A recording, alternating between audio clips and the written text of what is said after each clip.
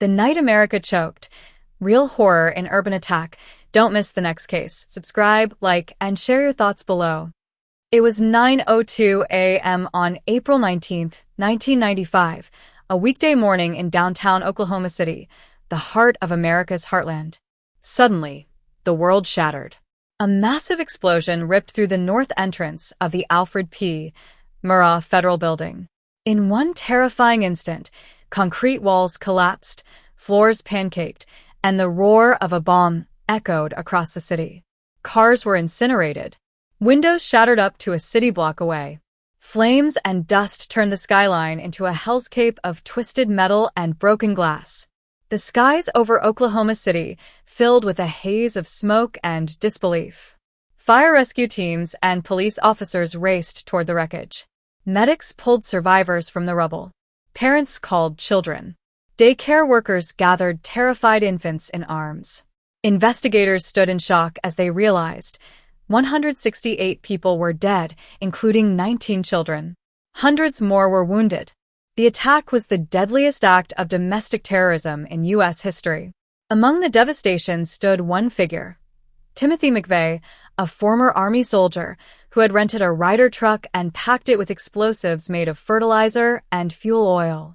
He parked it in front of the federal building, set the timers, and walked away. Federal Bureau of Investigation. For investigators, the puzzle began almost immediately. Why choose a federal building in the quiet Midwest? What hatred had driven a man to kill his fellow citizens? Back at the crime scene, the blast crater lay where the truck had stood. Walls of the building were sheared away, exposing offices like dollhouse rooms open to the sky. Rescue workers ducked under steel beams. Children's toys lay abandoned. The air smelled of dust and fear. A volunteer placed a blood-stained teddy bear next to concrete rubble as a memorial marker. Across the street, shattered glass glimmered in the sunlight like tiny tears. Meanwhile, law enforcement cleared the area and began searches. In the distance, one Oklahoma State trooper stopped a yellow Mercury Marquis with no license plates just 90 minutes after the blast. He arrested the driver, unaware at the moment he held a key link to the attacker. Federal Bureau of Investigation. Agents traced the rental truck, the serial numbers, the chemical residues. The investigation exploded into the largest criminal probe in the history of the Federal Bureau of Investigation. Thousands of interviews, mountains of evidence, and the search for a domestic enemy in plain sight. Yet even as the manhunt expanded, survivors and first responders rushed into danger.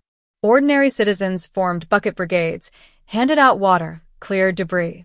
The city's heartbeat faltered, but did not stop. In that moment, the pain was unbearable, the loss unimaginable, and the questions kept coming. Then, amid the smoke and sirens, investigators unearthed something chilling. A hidden list of names, a license number, a rental signature that pointed not to a lone man, but to a wider plot. And when they opened a locker in a storage unit linked to McVeigh's accomplice, what they found changed everything. Inside a quiet storage facility on the outskirts of Kansas, federal agents stood frozen before a metal locker marked with a single padlock. The sound of the grinder cutting through steel echoed like thunder in the empty hall. When the door swung open, a sharp smell of oil and chemicals filled the air. Inside, investigators found bags of ammonium nitrate, blasting caps, and a handwritten note, a shopping list of destruction. It was the missing link. The bomb that tore through Oklahoma City had been built here. The documents led them straight to Terry Nichols, a soft-spoken former Army buddy of Timothy McVeigh. On paper, he looked harmless, a father, a quiet man who once dreamed of living off-grid. But inside that storage locker, his handwriting told another story. It was his signature on the receipts for fertilizer, barrels, and fuses. Nichols, it seemed, had helped build the weapon that destroyed an American landmark. Back in Oklahoma City, the investigation room buzzed with tension. Pinboards were plastered with photos, the Ryder truck, the crater, fragments of license plates. Every detail mattered. Investigators replayed McVeigh's last known movements, renting the truck under a false name, checking into a motel under Robert Kling, then parking the bomb directly beneath the daycare center on the building's second floor. It was deliberate. It was personal. McVeigh's motive began to unfold like a dark confession from the pages of his past. He had been deeply angered by the federal government's actions during the sieges at Waco and Ruby Ridge, moments he believed proved government tyranny.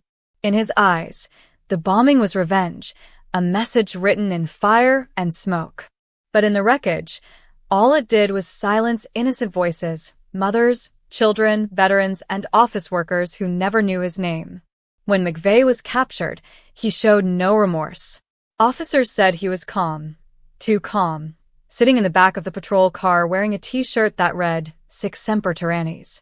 The Latin phrase meant, thus always to tyrants. It was the same phrase shouted by John Wilkes Booth after assassinating Abraham Lincoln. That single line became a window into McVeigh's twisted sense of justice. As the FBI built their case, Americans watched the story unfold with disbelief. It wasn't a foreign enemy. It wasn't a shadowy organization.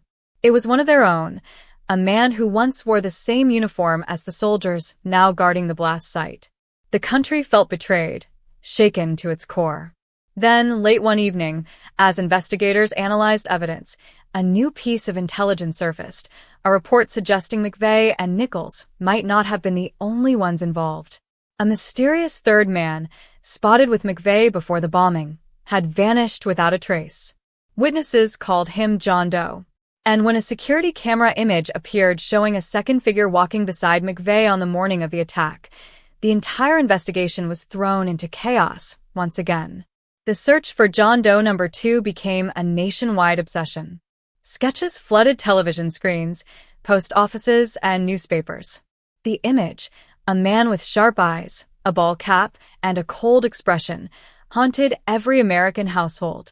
But as leads poured in from across the country, each one hit a dead end. Witnesses contradicted each other, and evidence grew thin.